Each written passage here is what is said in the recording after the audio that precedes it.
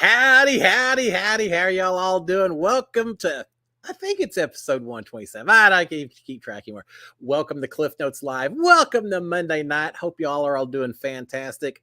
A big old SKD 143. Love my wife, love my kids, love all the folks who love reality TV.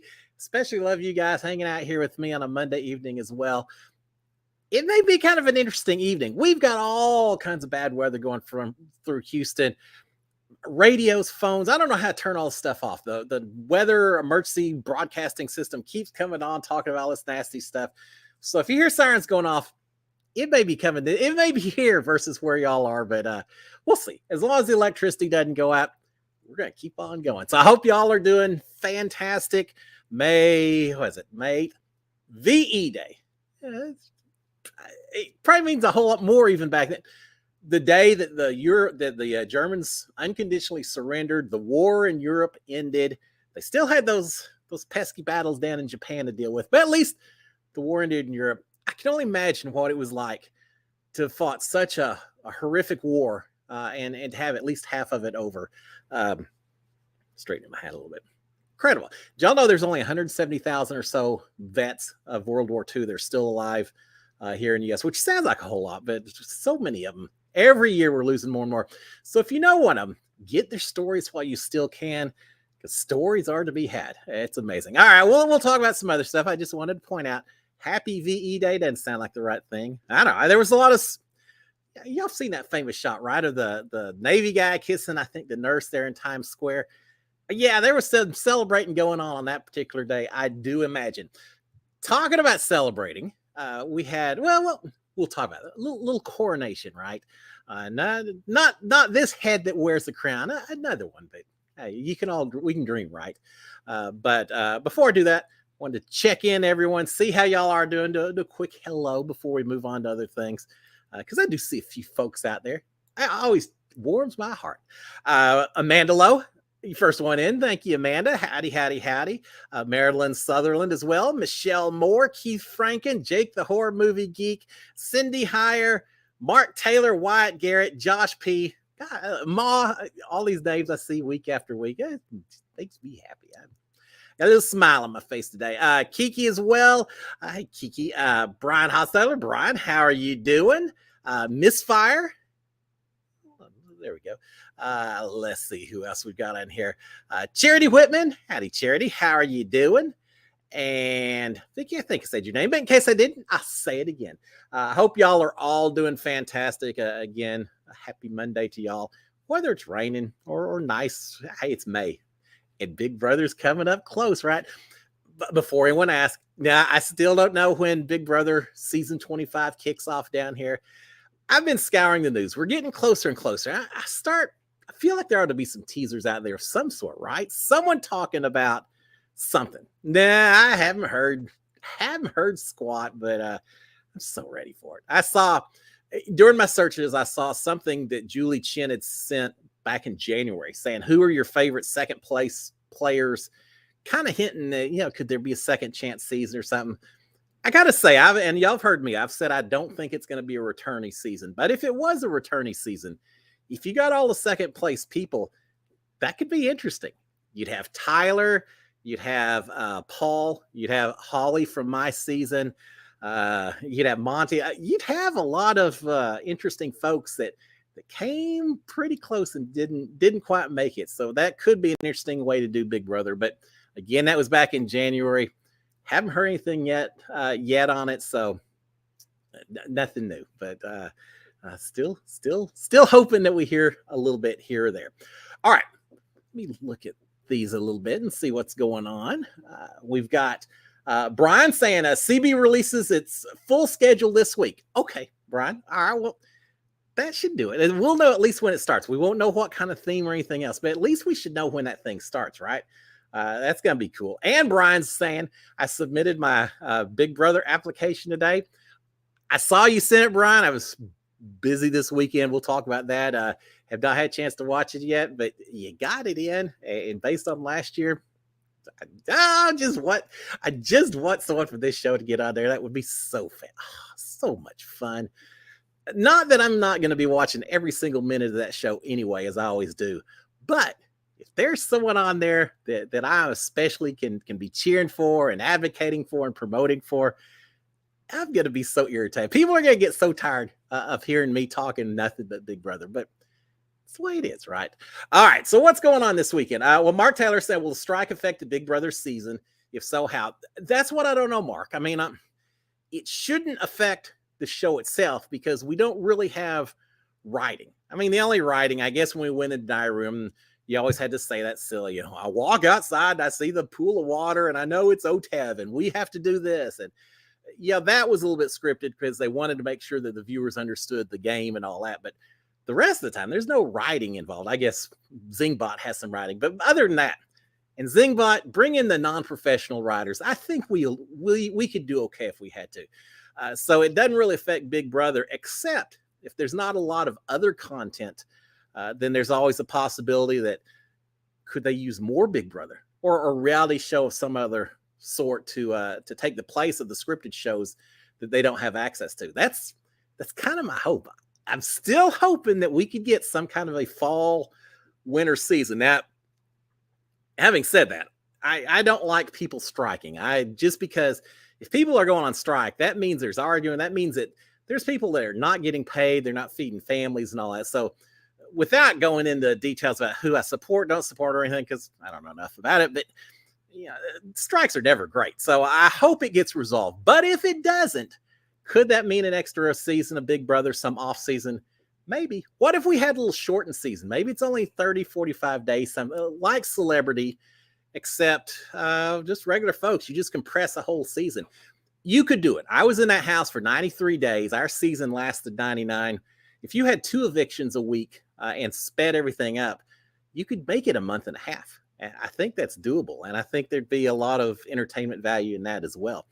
And you could have a lot of fun if you did a fall season instead of summer, because summer's all about us sitting out by the pool, enjoying the summer, all that kind of stuff. If you did it in the fall, you could have a Halloween themed Big Brother. How neat would that be if every week was something different about Halloween? Vampires one week, zombies another one. I don't know. A slop could be very interesting. Maybe the challenges would all involve digging into holes filled with worms or them releasing roaches in the middle of the night throughout. Now, how bad would that be? I guarantee you release a bunch of roaches in that house or something, you may have all kinds of people walking out of that house saying, yeah, self-evict right here. You could have a lot of fun tweaking and playing a little bit if you had an off-season Big Brother. So again, I'd rather have the strike end and everyone get back to work. But if that doesn't happen, Mark, keeping the fingers crossed. I don't know. But the more reality TV they can bring in, the better is always my opinion. Speaking of, we're about to lose Big Brother Canada. One more week. I don't know how many of y'all are watching it. Yeah, Miss Fire saying Big Brother Canada finale next week. Is it? I guess it's next week. I was thinking it's this week, but they've got 4. Could be that. I don't know. It's so tough for me to keep up with the Canada. They're down to the final 4. And I don't want to go into a lot of detail because there may be some people who are still trying to get caught up. But I'll just say that. Can he lose again? I mean, first of all, I think if he does, is he gone? If he doesn't, and he makes it to the final 2, would he win the whole thing? I don't know. I think he's got to get. He just reminds me so much of Mickey from my season, even to the point that he may be taking someone to the final 2 with him who is kind of a pseudo, sort of, kind of once upon a time showmance. I don't know. I remember during my season, I knew Mickey and Holly were showmance, but I'd also seen them arguing quite a bit. And there were times I thought, well, are they just arguing for our benefit so we don't think they're so close? But there's times I walked in on them where they were arguing, where they didn't know I was there until after I'd taken a few steps in, and they're still arguing. So I really had held out hope that at the end of the day, they both would think the other was too strong to take to a final 2, that money would win out over love. And as a result, maybe I could sneak in there. Yeah, it shows what I know, because that didn't work out. You never know. I'll tell y'all this. When I did my casting call in Houston, when I first made it on the show, had the first contacts, producers and everything, while we're waiting in line, people are asking, just talking amongst themselves, and everyone around my little area, someone said, if you had a choice, would you take the money or would you take love if you could only get one or the other on your reality season. If you had a chance to fall in love, would you rather have that, or would you rather win the whole thing and get the money? And everyone around me all said, "Oh, I'm cutthroat. I'm going for the money and all that." I was the only one who raised my hand and said, "I'm going for the love every bit of the way, every single time." And everyone around me, their jaws dropped. They said, "Why, Cliff? Why in the world, of all the people that have been sitting here talking, why are you the one that wouldn't win the grand prize?" And I thought about it. And I told them, I said, really, it comes down to this: money and the title and all of that. So cool. I mean, that's what I came to play the game for, right? But if you had a chance to find your soulmate, to find your love, that lasts forever. That's beyond just a season of Big Brother. That goes on and on and on. Now, we've seen how hard that is to do. Very few of those relationships last. A few, but not that many. But if you had the chance to really find your true love, your soulmate, man, that's worth so much more than the game itself. Now, fortunately, I already had that waiting for me at home. I already had the big prize taken care of. It was just a matter of maybe trying to win the game itself. Didn't get the chance, but yeah, that's the way I would have gone. But who knows? Most people probably don't feel that way. We'll see. Keith Franken saying, "Please wish me luck on my exams going to trade school." Well, Keith, best of luck to you. And I know you're not the only one out there. A lot of people with exams. So best wishes to all of y'all. Man, you get it. God, I remember those exams. They're so hard. You get in there, you read a question or two, you start sweating it sometimes. Here's the thing: just do as much as you can to stay calm, stay cool. Know that you got it. Know that you don't have to score 100 to make to be successful. So if you miss one or two, if you don't quite understand one or two, that's all right. Do as long as you feel like you've done everything you can to prepare, then that's all you've got. Yeah, I mean, don't go in thinking, "Oh, geez, I wish I'd actually opened the book before I went in there." But as long as you feel like you did everything you can, that's all you could ask. You're going to do well. So best wishes on the exams, on the trade school afterwards, everything. Man, embrace whatever path this life takes you on, because take you on some fun journeys. So yeah, good luck to you and everyone else, Keith, that's facing that time of year. I don't envy you. All right, Ma saying you got your class ring. Well, congratulations, Mom. Man, wear that thing with pride. Show it everywhere you go. I certainly wear my, I've got my high school ring. I've got my Aggie ring. Got my wedding ring. Very important pieces because they signify so much. So Ma, wear that thing with pride. The werewolf mask. Werewolf mask. What a login. Werewolf mask saying, going into high school next year, any advice? Yeah. Here's the thing, werewolf. Find your passion. It doesn't have to be a passion for the rest of your life, but find something that you enjoy. Find other people that enjoy as well. Find a group if you can. For some people, it's sports. Some people, it's debate. Some people, it's acting. It could be so many different things. But if you find something that you really are interested in, whether or not it necessarily applies to what you want to do after you get out of school, I mean, if so, great, because what you do after school should be a passion as well. But more importantly, just find your place and realize that high school, in a lot of ways, high school can be just like Big Brother or Survivor, in that there are some cutthroat, backstabbing folks in school and everything else. Not every day is going to be fantastic. You'll have days where you're just not quite feeling it. It's all right. It doesn't last forever. There's a lot of growing that takes place in high school. Enjoy it. Stay involved. Whether that means down here in Texas, it's going to the football games and all that. Whether it's going to those kind of things, whether it's doing the after school clubs, whatever, just stay involved and figure out the stuff that you just really enjoy. And here's the other thing I'll throw out to you. The same thing I tried to do while I was in the Big Brother house, and what I try to do through life. Go through life with a smile, whether it's in school or elsewhere. If you're smiling, if you're being respectful to the teachers, to your fellow classmates, if you just are enjoying everything, it makes everything that much nicer and just makes everything easier. So always smile, but find the passion and get into it. This is where you get to start figuring out what you want to do on down the road. So have fun doing it. You're going to have a blast. You're going to have a blast in high school. It's a lot of fun. I remember my high school days between working and going to school and learning to drive and getting a chance to vote. there's a lot of important things that happen during those 3 or 4 years. So yeah, you're gonna do fantastic. Here's the other thing I got. The final bit of advice: don't sweat the small stuff. There's days where you'll have a little quiz. You just think, God, that is horrible. Don't sweat the small stuff. At the end of the day, life goes on. You'll do fine. Don't get hung up on the little things, because at the end they don't matter. All right, a few more things here. I'm feeling very what do you call it? Philosophical, I guess. I don't mean to be, but you bring back all kinds of memories when you talk about high school and exams and things like that. Cindy is saying, is that a church in your background? Yeah, let's talk about that church. Thank you, Cindy. This church is, can I call it correct? Crathy Kirk. Crathy with a T. Crathy Kirk. This is a church in Scotland. Can you see it? Scoot over so you can see it. It's a church in Scotland. It's famous because this is a church that the royal family goes to whenever they're staying at Balmoral Castle, which is, I guess, kind of the summer retreat for the royal family. When they want to go visit, hang in Scotland, they go to Balmoral Castle.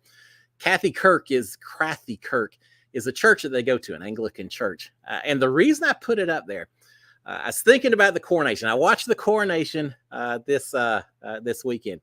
Kind of cool. Now, I'm not huge. I'm American. I'm not huge into the monarchy and the idea that people just get stuff just because they're born to the right parents and all of that. And so you get a crown on your head because of that and everything. Well, King Charles thought he was going to get a crown on his head. He had to wait a heck of a long time to get it, though, didn't he? I really wondered if he was going to take it or if he's just going to say, yeah, it's been long enough. Just go and pass it on to William. But he took it. I can't say I blame him, but they had the coronation. Pretty cool, just in terms of ceremonies. Golden carriages, and then they say, oh, well, that's not the main carriage. That's like the backup golden carriage. The estate carriage is the one coming up or whatever. Wow, that's pretty impressive stuff. At one point, I heard during the telecast, they said that King Charles was wearing, and maybe they misspoke. Seems like they should have, but wearing $4 billion worth of jewels and gold and everything. His robe was threaded with gold thread and all. A lot of money. There's a part of me that thinks if you got $4 billion in jewels just sitting there, maybe there's some things you could be doing with that money other than using it as part of a crown and all that. But whatever. There is a lot of tradition to it. Doesn't happen that often, but yeah, it's pretty impressive watching the coronation.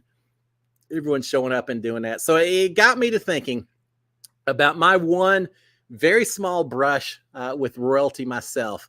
And that took place one summer when I was up in Scotland at a seminar, at a conference, I think. Had the weekend free, so I rented a car and I just drove around all weekend long, hitting as many castles as I could. I hit castles that had been torn down. It was nothing but the base, the walls, but had all kinds of history. There were others that people still live in today.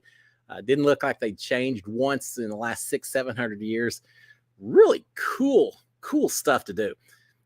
I didn't go on a whiskey tour. I went on a castle tour. Now, maybe next time I'll switch it around, but just driving around seeing the castles, just a map in hand, trying to figure it out. Well, I come up on one area, a little old country road, and I drive up, and there are people standing around everywhere. So what is going on? Was there a wreck or something? So I pull up, I roll down the window. Of course, I'm driving on the right-hand side of the left-hand side of the road. The steering wheel's on the right-hand side. And I roll down the window, say, what's going on? They say, oh, well, this is the church that the Queen and the Queen Mother go to. And they're going to be going to church. They're going to show up here in just a few minutes to go up to the church. Oh, okay. Well, that's cool. And so they had a set aside little parking lot at the base of this hill. I went and parked real quick. I ran back over. Somehow they just magically left a spot for me to be right at the base of this hill, right where the cars turn and go back up the top of the hill. So I'm standing there, and sure enough, after just a little while, here comes a couple of Rolls Royces, and one of them has the Queen and the Queen Mother. This was back in the 90s, so it's been a while. But had the Queen and the Queen Mother, and they're sitting in the back, and as they drive by, we're all, hey, howdy hoo, and all that. And the Queen kind of, not a whole lot of animation. She just kind of did one of these things as we went by. But I saw her. I saw her and the Queen Mother, and That was cool. Really cool because I wasn't expecting it as well, which made it just that much more exciting. But they turn the corner, they go up to the hill, and I guess if you're really important, you get to go inside the church with them and all that. But so we do that. Well, everyone else is going to stay because they want to see the queen mother come back down the hill so they can wave at them again. I thought, one brush with royalty is enough. I've seen it. I want to go see some more castles instead. So I actually went to my car, pulled back out onto the main road to drive away. And as soon as I do, all these English policemen, the bobbies, they all come over. They got their hands up. You'd think that I was trying to drive up the hill to the church itself or something. They come running over, and I rolled down the window and said, "Yeah, is there something wrong? Or what's going on?" They said, "Oh, you're American." Yeah, I'm American. They said, "Well, sir, here in England and the UK, we drive on the left side of the road." It's like, okay. I was in such a hurry. I was so excited about seeing the king and queen mother that I'd pulled over on the right-hand side of the road. And so I don't know what they thought. They just thought I was an idiot, which kind of was true as far as driving rules in England go. But anyway, so I said, "Yeah, sorry about it." I was excited. They said, "Yes, just be careful." Let me leave, and that was it. So yeah, that was my brush. So Cindy, that's a very long explanation for what's behind me because that's actually Crathy Kirk. It's a really cool church. I'd like to go back someday with Sharon and maybe go up that hill and actually see what it's all about. So yeah, that's the background, and that's my only exposure to royalty as far as I know. That and my favorite royalty really isn't so much the ones over in England. It's the ones that have the Whopper and Burger King. That's my royalty. That's a royalty I gravitate towards, and Simba as well. All right, Misfire saying, "Is Robin Cass still casting Big Brother?" Yes and no, and is still trying to is still tie still in romance with Claudia. All right. First of all, as far as Robin Cass, I say yes and no because she is still casting for Big Brother Canada. She's responsible for everyone up there in Canada. As far as I know she is because I've seen her name listed at the end of the credits. So yeah, she's still doing Canada. She does not do Big Brother USA anymore. Seems like there's 2 or 3 different groups or companies that are doing the casting down here for Big Brother US. So I guess they kind of farmed it out a little bit. I don't know if each group is supposed to bring in 4 or 5 folks, or they just all bring in their cast and the producers and Allison Grodner chooses between them. I'm not really sure, but yeah, Robin still does Canada. Is Ty and Claudia still an item? Well, what can I say? When you depend on each other to get you to the end, you can maybe become a little bit more of an item than you were beforehand. Thinking back to Big Brother 24 and Monty and Taylor may have been a little item, and I never was certain how much of that was gameplay and how much of it was true emotions. I think it's the same thing up there. They're kind of an item. They're relying upon each other. I don't see it being a showmance. I don't see it going anywhere after the season's over. I think it's a partnership of convenience. We'll call it that. There for a while, Claudia came after Ty. She was ready to boot him out. She said that everyone, if they'd seen that she is willing to boot her showmance, they'd take her seriously and all that. Maybe. I think a lot of people, if they see that you're that cutthroat, that you're willing to cut a previous showmance, they may be even more scared of what you'll do going on down the road. So I didn't understand at the time, but she took a shot. She took a couple of shots and didn't work. But now let bygones be bygones. Yeah, I'll vote for you. You vote for me. You know how it goes. So they're kind of together, but we'll see if nothing will come of it. It's strictly gameplay, I think, at this point in time.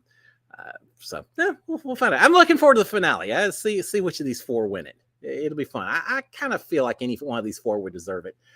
Brian's saying, Sorrel, yeah, I'm so excited that you know Sorrel, Brian, because now it makes me feel like I kind of have a connection with them. And they're so good. Sorrel made the final of the Voice. Live voting starts May 15th. They flew out Saturday morning to start preparing. All right. I'm glad you mentioned live voting. For those of you who don't know, Brian, family members, Sorrel, which means kind of be supporting them no matter what. But then you hear them sing Can't Stop the Boogie. They did 2 weeks ago, I think. They did another one last week. It's just phenomenal. The host are all just blown away. They're saying every one of the 3 of them, their singing voices are fantastic. They're in sync. They're really They're fun. Here's how Sharon and I know whether we like someone when we watch these shows, American Idol, The Voice, and all that. Do we fast forward through their performance? There's some you watch the first 30 seconds, say, okay, now I know what they're doing. Let's fast forward. Then you've got the next level, and then there's some that you watch because you enjoy it, and then there's some that you look forward to. When you get to the point that you actually are looking forward to what they're going to do this particular episode, that's when you know that they've got you hooked and that they're your favorites. Sorrell's there. I'm ready every week to see what they're going to do new. So, yeah, I'm glad you mentioned it, Brian, because it's been a lot of fun watching them. So, yeah, it's pretty cool. All right, what else do we have on here? Mandalo saying, do you think they will ever do another All-Stars Big Brother? Yeah, but I think they'll change it a little bit maybe. And Miss Fire is saying Celebrity Big Brother season. They didn't do it this season. I think they'll do another one. The problem with it, we'll talk celebrity first. The problem with Celebrity Big Brother, there are a lot of people from last Celebrity Big Brother who really got a lot of grief for being on that show. Todrick, Misha Tate, there's several of them. Even Carson and a few of the others got some grief for different things, either the way they acted or some of the decisions they made. I can see a lot of celebrities and their agents saying, that thing about all press is good press, not necessarily the case. I can see them wanting to be very nervous about doing Celebrity Big Brother going forward, because I really feel like it backfired on some of the people last season. So, yeah, I think they'll do another one. But if there was ever a time where maybe they would not have any live feeds whatsoever, I could see that, where it would strictly be the hour-long episodes. I feel like last Celebrity Big Brother, there were a lot of times they didn't have feeds. We didn't get nearly as much last season. I can see them getting rid of them completely for Celebrity going forward, which, okay, I don't want to lose them for the regular season, but for Celebrity, if that's what it takes, I'm okay with that. So that's, as far as All-Star, yeah, I think they'll do another All-Stars. I just think it's too quick after season 22, which was All-Stars as well. And it didn't go as well as they thought. There was too much pre-gaming that went on. I don't know how you stop the pre-gaming, but I think there's ways you could do it. I think if you bring back All-Stars, maybe you start off with these people broken up into groups. They've done that before. Right? Think of Frenchie's season 23. They started off broken up into 4 separate groups, and you kind of had to work together to some degree. We've had other seasons where they had the coaches that came in and each had a group. Remember that? It was like the nerds and the popular and the athletes and things like that. There's things they can do to force some groups to work together that maybe wouldn't always work together. If you're afraid that people are going to be pre-gaming and working out deals, maybe that's the way you kind of short circuit some of that. And then you get your own drama of, Joe Blow. Is he going to work with the people that he talked to before the season started? Or is he going to be working more? Is he going to switch allegiance and work with the people that are part of his new team? Or is he going to try to ride the line and make everyone happy or make everyone mad? I think there's things you could do to cut down on that. They just have to be aware of it going in, and hopefully next time they will. When would that take place? I don't see it again for, I don't know. I think you got another 5 or 6 years before you do it again. It's only been 3 years since they did it. I think it'd be another 7, 8, 9 years before they do another All-Stars. I don't know. Maybe that's too drawn out, but I just think they're going to explore other stuff before they do it. I kind of hope so. You shouldn't do that too often, or it starts losing the impact. The other problem with the All-Stars is there's too many people who aren't willing to come back after having done this for once or twice. And so it's a little tougher to actually, if you're going to call it All-Stars, it needs to be All-Stars as opposed to just who we could get that was willing to come back in and again. So we'll see. I'd love to see it, but not yet. Not quite yet. All right. Miss Fire saying, my best friend lives in Edinburgh and he's been to that church. Scotland is a pretty place. I love it. My family heritage on my dad's side is English, Scottish, depends on who we're talking to. The Scottish lowlands is the way I've always been told. Very northern part of England, very southern part of Scotland. So yeah, we're somewhere riding the edge on that. But yeah, Edinburgh's fantastic. Aberdeen is where I was based and doing a lot of my stuff. Got the hills up there and everything's green. It's a little get a little muggy there with the rains and all of that. Not maybe as many days of sunshine as we get in some parts of the world, but yeah, it's a beautiful place. It's like a whole different. It's like a whole different country. Yeah, I guess it is. It's like a whole different language sometimes. There are times up there listening to some of the Scottish brogue of those folks up in the Highlands. I felt like I was speaking a different language. It was very difficult to understand some of the taxi drivers and folks like that up there with some of the conversations, but had so much fun. Met a lot of people named Hog. There's a lot more folks named Hog over in the UK than there is over here. So yeah, Edinburgh. I've never actually been to Edinburgh. I've always been more northern Scotland, but beautiful, beautiful place. Don't get me started about Scotland. One of my favorite all-time places ever. Shelby O'Brien saying the royal family doesn't own the $1 billion jewels. They belong to the state and are used by the royal family. That makes more sense. I can see that. And why should I complain about that? They hold jewels. We hold gold at Fort Knox. I guess we still have gold there, right? We could have gotten rid of it all and no one would ever know. But yeah, so the state has a certain monetary reserve they hold on to. That's fine. Who am I, American over here, criticizing the Brits? However they want to do it is fine with them. Go for it. But boy, it sure was fancy. I can't picture, and I don't really. I kind of said that joking. I really don't care if they have a bunch of jewels and diamonds they only bring out once every 70 years or anything. I just would like to see someone put a big bucket in front filled with all those jewels and say, Cliff, this represents $4 billion of value. Because I just can't picture what kind of jewels are worth $4 billion. I've seen the Hope Diamond on a tour of Washington, D.C. Big old diamond. I get it. If you tell me it's worth, I don't know, what's Hope Diamond worth? 40 million, 100 million? Okay, I guess I can buy into that. But to go from the millions, tens of millions to $4 billion, that's like a Austin Power, kind of billions and billions. That's a lot of money. I just want to see how many jewels it takes to make up $4 billion. That's what I want to see. So yeah, next time I'm over, I'll go ask if they could show me the $4 billion. I'm sure they'll just take me right up to the Tower of London and show them to me, right? Yeah. I won't hold my breath on that. All right, what else do we have on here? This hour's taking a weird weird direction. I wasn't sure where we're going to go, so we start talking about coronations on it. Ma saying, got a permit on Saturday. I assume that's a permit for driving, Ma. Hope so. What other permits could you have? You have all kinds. I have a circus performer or something. But I assume it's a driving permit, which pretty cool. I had a lot of freedom once I got my driver's license. I got my driver's license, and then I started working at Six Flags Over Texas a little bit after that. Eventually got a little money saved up, bought a car, had to get my parents' sign off before I could just go buy any car. I had to be big and safe. My car was huge. My first car was a Caprice Classic 75. It's about 20 feet long.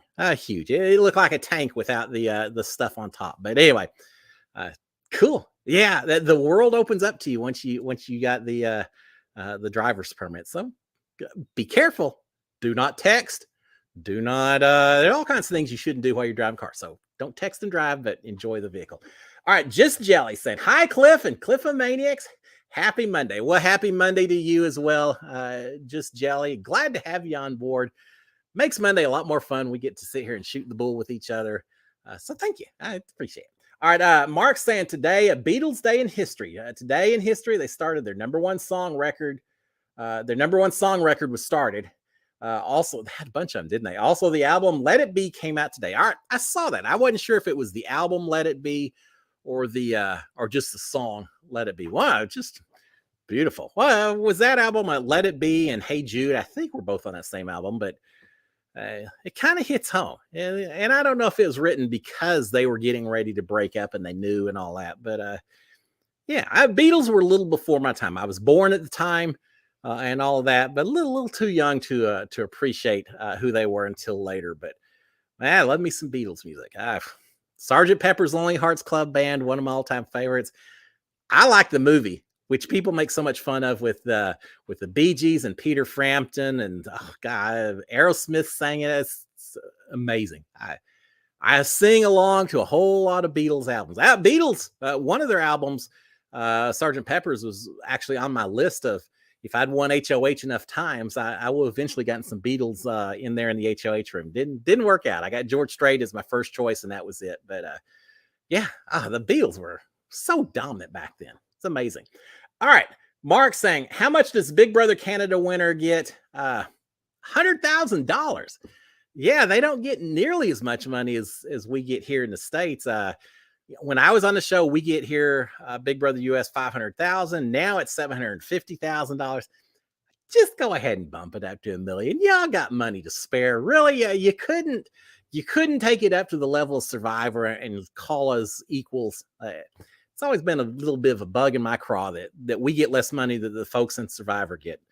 I think we deserve it. Yeah, they're out there drinking coconut water and eating bugs and all that, but we're having to spend a lot more time completely isolated, 3 times as long as those guys are. So there's trade-offs. But yeah, 750,000 now for Big Brother US, 100,000 for Canada. Now they get some extra perks. They get, I don't know, an outfit from Winners or something. Yeah, it'd be a heck of an outfit to make up for that difference in money.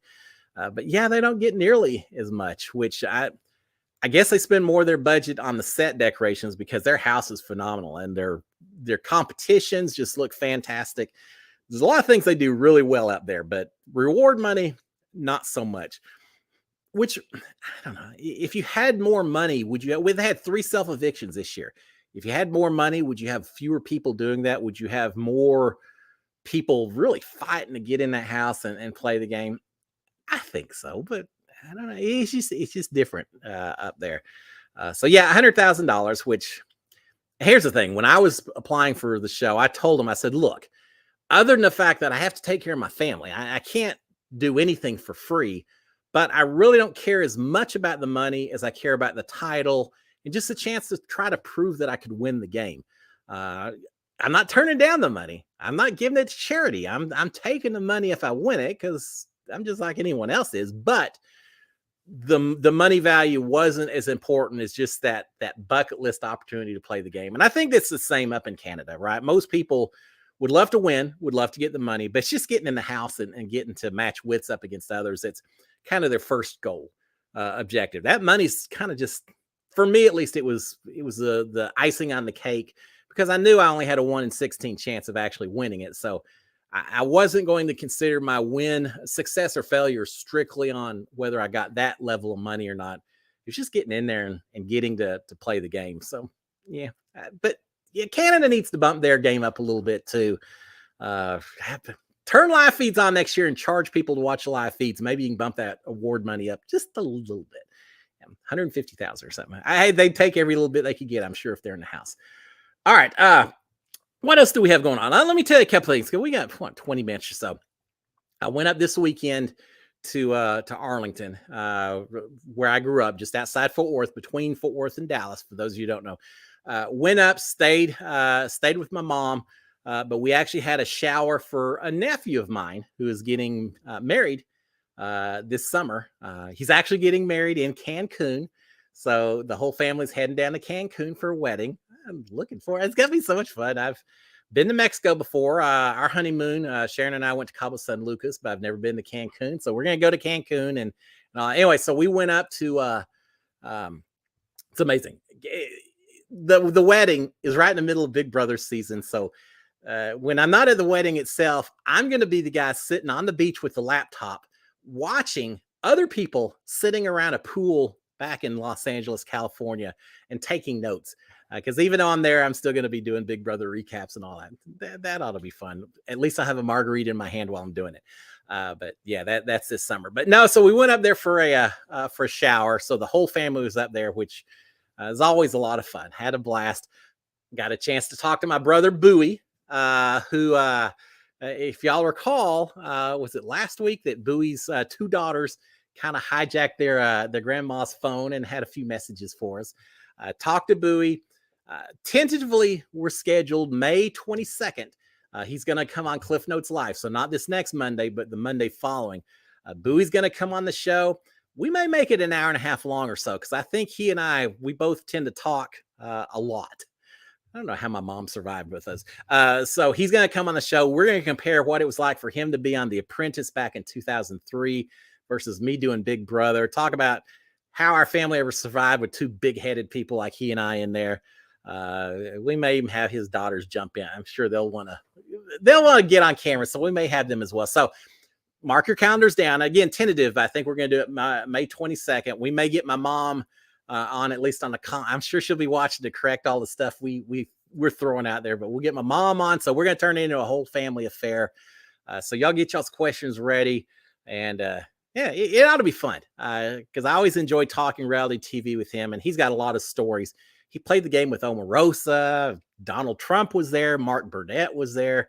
So he dealt with a lot of folks as well during the early stages of reality TV. So we're gonna have a blast with that. So I got to talk to Bowie and do all of that this weekend as well. So yeah, had fun.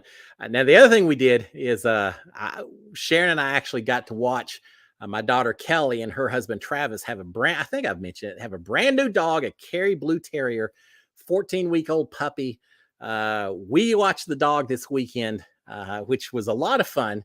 But it meant, we're still trying to house train. They're still trying to house train a dog and all that. So it was a little bit of a long weekend with me getting up throughout the night, every couple of hours to take this puppy outside and make sure the puppy was doing what it needs to do and all that. So we had fun doing that. I've got another nephew by the name of Colby who plays baseball. So we went and watched his game yesterday, and fantastic baseball player.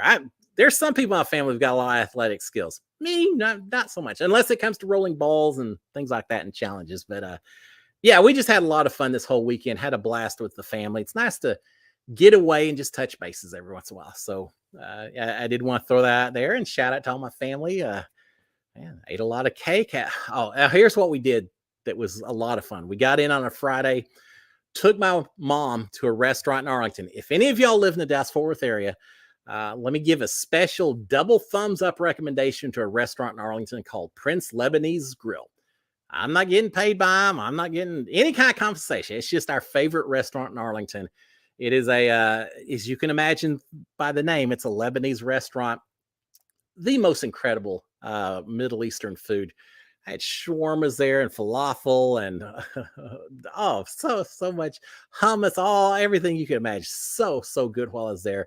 But when we got through eating, we actually went ahead and ordered Turkish coffee. And I don't know if y'all know, Turkish coffee is different from the coffee we drink here in the States and probably up in Canada as well, in that there's no coffee filter. You take the coffee and it's ground down to just like a talcum powder. You pour it directly into the boiling water. And as a result, it's just a different flavor. Now, you've got to be careful. You can't drink to the very last drop because you get sludge of these grounds at the bottom. But it's a little bit more of a spicy coffee, has a little bit of a taste of cinnamon in it, something so incredible. Got as much caffeine as espresso. And I drank a lot of Turkish coffee, which helped while I was getting up all night long with the dog. But anyway, yeah, Prince Lebanese Grill. Love eating there. Love the Turkish coffee. So if any of y'all get a chance to go by there, go eat there. Tell me what you thought about it. I go back to Arlington to see my family. That's the top priority. But I always make sure I stop by that restaurant as well. It's really good. So we did that. All right. Amanda Lowe saying, I love The Apprentice. Marilyn saying, I like The Apprentice as well. Brian saying, The Apprentice came to be because of the last writer strike. I didn't know that, Brian. Okay, but that very well could be. Mark Burnett had done Survivor, and I know at the time he said, "Oh, I want to do a Survivor, but inside the boardroom in a business environment as well, because people are just as cutthroat there and all of that." I don't know how he got Donald Trump on board, but or how he got Bowie on board. We'll hear some stories about what it took for Bowie to get on the show. But yeah, it was a groundbreaking show when it came out, and what was funny. I don't want to steal thunder. It took a couple of weeks before it really started taking off, and then it took off huge. They were in magazines and all kinds of stuff. So, yeah, he's got a few stories we'll talk about. All right, Mark Taylor saying, will a challenge run this year due to the writer's strike? Do you know when it starts? I saw a joke saying that Challenge USA Season 2 was canceled because of the writer's strike, and they're making fun that they're claiming or implying that there's a lot of scripted everything in a challenge. I don't think it's that much. I think it's just that the people are on the challenge. They know what those producers are looking for in terms of chaos and drama and yelling and pointing fingers and all the stuff. It's like a dang soap opera sometimes on that show. But yeah, I don't know. It's weird. The challenge seems like they're transitioning a little bit away from MTV and more to CBS and Paramount, and they're taking more of us folks that are on the CBS reality shows instead of just sticking with all the people they've had on the challenge year after year after year. I don't know if I like that. I mean, I like the idea there's a lot more people that I know and have met that are going on the challenge and all, because it's fun to cheer for them. But I kind of like all those people that were over on the MTV version. And I feel like the challenges were pretty brutal, a whole different show. You get into kind of that conglomeration of it. We'll see how it goes. I don't know. I assume they'll have another season of the challenge. What's TJ Lavin going to do if he doesn't have the challenge, right? So that came out wrong. I had nothing against him. He's such a, he is the challenge when it comes down to it. So yeah, I think we'll have it. And I don't know. We'll see. All right, my mom's out there. Hey, mom, saying I'm eating leftover Prince Lebanese tonight. See, that's the difference between my mom and I. When my mom goes to Prince Lebanese, she orders twice what she needs or is hungry for, so she knows she'll have leftover. I don't care how much I order. There are never leftovers. Ever. Yeah, I'd be ordering for a whole family of 4. I'm not leaving anything behind, and probably not really anything in a takeover bag either. Yeah, no, there were no leftovers left on my plate, but my mom, she loves it as much as I do, and yeah, that's so much fun. All right, got one more story for y'all, real quick before we shut down. Such a quick night. Some of you may recall, just about this time, was it last year? I think it was last year. No, 2 years ago. I had a little situation with some bumblebees. Do any of y'all remember that? Yeah, for those of you who may be a little bit newer to the show, we had bees show up, set up a hive in the corner of our house. Fortunately, not over the house. It was an overhang out over our porch and all that. But turns out there were like 80,000 bees, as estimated by the beekeeper who came out and removed all the honeycombs and everything. I specifically called a beekeeper that catches the bees and doesn't kill them, keeps them so that they can, because honeybees are such, they're important. We got to keep them alive. So I intentionally hired one who protects the bees. He said, yeah, I'm going to take them out to where I keep all my other bees. I'll start a new colony with them. He shows up, says, unfortunately, about half of these things are Africanized. They tend to take over hives, and you got a lot of killer bees here. And he said, we can't, they don't make honey. They're dangerous. They'll kill all the other bees. I'm gonna have to kill them all. Yeah, you're the expert, not me. I'm not arguing whatsoever. Especially when you say your house has killer bees, that's when it's like, do whatever you need to do. So that's what he did. Crawled up high, got all that stuff cleaned out, sealed it all up. No problems whatsoever. Until Tuesday of last week, the day after I did the show with you guys. I get home from running some errands midday, get ready to come inside. While I'm sticking my key in the door, all of a sudden I hear zzz, it sounds like Flight of the Bumblebee, the bumblebees. And sure enough, I look up, and in another corner of my house, I don't know, 50, 100 bees all swarming around this little corner. And I thought, oh my gosh, they're back. They found another spot trying to get into the house. They may be back. So I told my wife. She wasn't any more happy than I was. I end up going up into our attic to see if they've actually gotten inside. And unfortunately, I can see there's probably a dozen or so flying around up in our attic area. So now I know that not only are they at my house, they've gotten into the house, and they're swarming. And so, oh, great. That's just what I need. More killer bees in the house. So assuming the worst, I called another beekeeper, because the one I called last time was no longer in business. He retired. So I called another one. The guy says, yeah, this is the time of year they're finding new hives. I can come out if you want me to. And he gave me some information and all. I said, just come on out. I don't want 80,000 bees out here. So hung up with him. Sharon and I opened the door back up to see. There are now so many bees in our front porch area. We can't even open the door. We opened it up just an inch or so and had 2 or 3 bees fly inside the second we did it. Slammed the door shut. I got a little vacuum cleaner. I'm going around trying to chase this bee down. That's an audition video. Probably would have got me cast on another season of Big Brother. Trying to catch these bees. They're buzzing all around the house. Finally got all of them. I'm a stubborn SOB. I finally got all the bees inside, but we couldn't even go outside. So I'm on the phone telling this guy saying, look, Can't wait till tomorrow. You need to come over this evening. They're getting really bad. Hang up with him. Wait around a little bit. About 30 minutes later, I kind of crack the door open just a little bit, open the door. There's no bees outside. So I walk out on the porch, start looking around. There is not a single bee on our entire property. They're gone. It's like someone just cast their magic wand and they were gone. Nothing. I called the guy back and he said, you got lucky. Go buy you lottery tickets. And he told me, for any of you dealing with anything similar, he said these bees will tend to, when they're ready to find a new hive, they'll send out all their workers, bees. They'll find 3 or 4 different spots. They'll evaluate it. They'll send it back to the main hive, and then they'll take their vote, however that works, and decide which of these locations they want to go to. And he said, probably worked out. They just didn't like your spot as much as they like someone else's. So they're gone. You should be good. If not, call me, but you should be good. I've still got bees up in the attic. He said that the lifespan of a bee is about 5 weeks or so. So he said they could be up there for another month, but they won't go anywhere. They'll either fly away or they'll just stay up there until they're no longer up there, which I can handle a dozen or so bees. But yeah, I came that close. Guys, to having to deal with the bumblebees again. Last time I got stung half a dozen times. I didn't want to deal with it again. So we got lucky.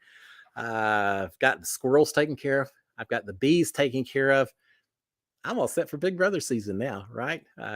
Yet another reason to stay indoors, so I don't have to deal with the wildlife outside. So there you go. I just wanted to throw that out to you as a quick little story because I feel like I'm at peace with nature. I like wildlife. I love to go camping, hiking, be outdoors, all that. Freaking swim with the dolphins. I'll do all kinds of stuff, but I don't want to be messing with fire ants, and I don't want to be messing with killer bees. Regular bees, bring it on. Fire ants and killer bees, not so much. All right, Vicky's saying you get bees in your water meter. Well, that sounds like I wouldn't be checking the water meter too much if that was the case. They normally don't bother us, and I grow. I've told you, I grow loofahs in the backyard and grapes. There's a lot of things that I rely upon bees to pollinate and everything. So I love me some bees, and they don't bother me. I'll go out there and there'll be some buzzing around. No worries at all. It's just when they're coming up inside the house. Yeah, stay in your lane, bro. I guess it would be bro. Stay in your lane, bee. You live your life. I'll live mine. We don't really need to interact that much with each other. So maybe my mental stresses conveyed over to the bees, and they call it a day. And here's what's funny. And Sharon's been laughing about that. I spent the next day walking around my neighborhood, not so much to get the exercise, but because I wanted to see if I could find out what poor, sorry person ended up stuck with the bees. So I was walking very slow around every house in my neighborhood to see if I could hear buzzing. I was going to go up and tell them, don't wait, don't delay. Didn't see them anywhere. So I guess they went off into the woods somewhere. Good call. Good shot. All right. Now, for those of you who don't know, the same day that I had that happen, some of y'all might have seen, I know it's posted on Instagram and some other places. They had a Delta flight, I think, here in Houston, at Houston Hobby, the airport that I use that's real close to us. They had a similar hive of bees, swarm of bees, that landed on the wing of an airplane, a 737 that had just landed at Hobby Airport. And there's people who took pictures. It looked like just this moving carpet because the bees were covering this wing completely at the end. And they had to shut down the flight for 2 or 3 hours to get these bees removed before the plane could take off, which my first thought was, I have a feeling when the plane takes off, those bees will just they can't hold on forever, right? They'll just fall off themselves. So why do you have to wait? But then it was explained to me that you've got maintenance people that are there making sure all the holes are correct and everything's turning the way it needs to turn and all that. Can't do that so much when all the bees are out there on the wing. So I get it, but definitely the season for bees to be finding new spots all over here in Houston. So as long as it's not my house. All right, guys, with that, I think we'll probably call it. Miss Fire saying, did Bill Rancic do Bowie's season of The Apprentice? He did indeed. And I won't call it a spoiler since it was 20 years ago. Bill Rancic won that season of The Apprentice. Bowie and Bill were actually roommates. They shared a room together in the Big Brother, in the Apprentice house that they used which was in Trump Tower. Bowie's got some stories on that. I've heard one or two, so we'll talk about that. But yeah, he was with Bill, still talks to Bill every once in a while, and Bill's married to Giuliani. It's Rancic now, but yeah, he met some people while he was doing it too. So, all right, guys, I didn't mention it the first. So for those of you who haven't already subscribed to my channel and you've enjoyed it enough that you're still out here after an hour, please consider subscribing to my channel. You can turn on notifications, and that'll let you know when a new show is coming up. And you can even give an old thumbs up if you enjoy hearing me rambling about bees and squirrels and showers and Lebanese food and all that. I have fun. I hope y'all do. As I've said before, if y'all got any questions, I try to read the comments as we're going through the show. If you've got anything that just absolutely is a pressing topic that you want to talk about, you don't have to wait for the show itself. You can send me a question ahead of time on Twitter or Instagram, and I'll make a special note of it on my phone where I keep all my notes, and we'll talk about it. So let me know what y'all want to talk about, because Big Brother Canada is almost done. Big Brother USA hadn't quite started yet. Kind of the dog days of spring right here. So I'm open. Whatever y'all want to talk about, that's what Mondays are all about, right? Guys, y'all have a fantastic Monday. Electricity's still here, which means it's probably not raining too bad outside. It's always a good one for me down here as well. You have a fantastic Monday. Have a fantastic week. Until next Monday, SKD 143. Love my wife, love my kids, love all of y'all as well. Thank you. I appreciate the Monday nights I get to spend with y'all. You have a great one. I will see y'all next Monday night. And hopefully it's just me, no bees or anything else. Guys, y'all have a great one. Talk to y'all later. Bye.